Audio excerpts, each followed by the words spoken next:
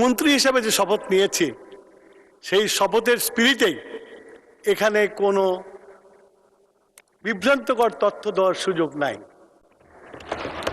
তাই আবারও আপনাদেরকে একটা পরিসংখ্যান দিতে চাই।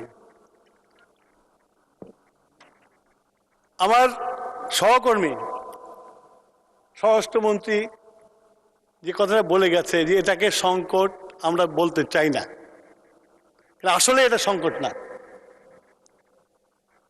এটা একটা আর্টিফিশিয়াল সংকট। তার কারণ আমি আপনাকে এক্সপ্লেন করছি। আজ 22/4/26 তারিখ আমাদের ডিজেলের মজুদ আছে 1,32,071 টন, অকটেনের মজুদ আছে 25,423 টন, পেট্রোলের মজুদ আছে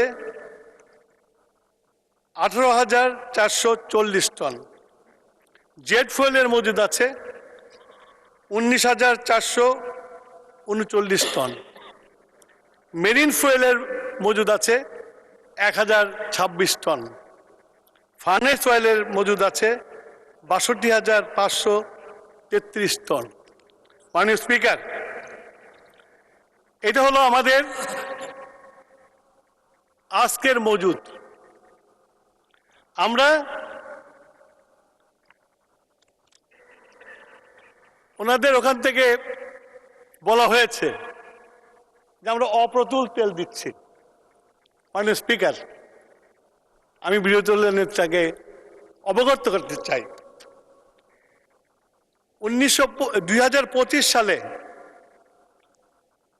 ডিজেল ছিল দেওয়া হতো 313 টন, আর 2026 সালে আমরা দিয়েছি 467 টন। এখন ডিফারেন্স দেখেন 154 টন। তার অর্থ আমরা 25 সালের থেকে 26 সালে এই মুহূর্তে অনেক বেশি দিয়েছি, প্রায় 37.5% বেশি আমরা সাপ্লাই করতেছি। তেমনি আমি যদি আপনার পেট্রোলে যাই, সেখানেও প্রায় আমরা 33.6% বেশি দিয়েছি। যদি আমরা অকটেনে যাই, সেখানেও আমরা 26% বেশি দিয়েছি। এটা আমার তৈরি করা না, এটা আমার যে 3টে প্রতিষ্ঠান আছে, পদ্মা, মেঘনা, যমুনা, তাদের তৈরি করা স্টেটমেন্ট এবং তাদের কম্পিউটারের থেকে যেগুলো এসেছে সেগুলো থেকে আমি আপনাদের কোট করছি। সুতরাং এইখানে যে আপনারা লাইনটা দেখছেন, এই লাইনটাকে আমি ন্যাচারাল লাইন বলি না, এটা আর্টিফিশিয়াল লাইন। এখন এটাকে ষড়যন্ত্র হতে পারে। এই যে দীর্ঘ লাইন আপনি দেখেছেন, আমার বাড়ি 2টা পেট্রোল পাম্পের উল্টো দিকে, আসাদ গেটের প্রথম বাড়িটা আমার, এবং সেখানে লাইনটা থাকে আপনার, এবং সেই লাইনের আমার অভিজ্ঞতা যেটা, কারোর মধ্যে ক্লান্তি নাই, তার তেল নিচ্ছে। আর আপনারা বললেন যে আমরা রেস্ট্রিকশন করে দিয়েছি, আমরা রেস্ট্রিকশন উঠিয়ে দিয়েছি। আজকে যে আপনার ইললিগাল মার্কেট ওপেন হয়েছে, আপনার নিজের বক্তব্যে বলেছেন, এই জন্যই বললাম যে আপনি খুব মিষ্টি কথা বলেন। আপনি নিজের বক্তৃতায় বলেছেন যে খারাপ লোক থাকতে পারে। এই খারাপ লোকেরা তেলের একটা ইনফর্মাল মার্কেট তৈরি করে ফেলেছে, যার জন্য